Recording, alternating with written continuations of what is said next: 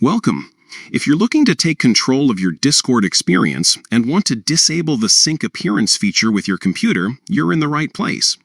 Discord's latest update has made a few changes to the settings menu, but don't worry, I'll walk you through the new steps so you can customize your app just the way you like it.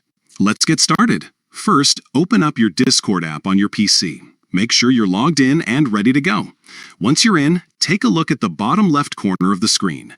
You'll see your profile picture and username. Right next to that, there's a small gear icon. That's your user settings. Go ahead and click on it. Now that you're inside the settings menu, look for the section labeled Appearance in the sidebar on the left. It might be a little further down, so scroll if you need to. Click on Appearance to open up all the display options for your Discord app. Here's where you can really make Discord your own.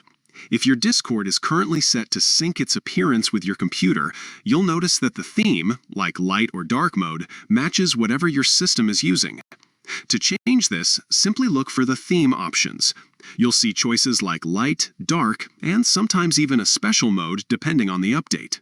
To disable the sync with your computer, just select either light or dark manually.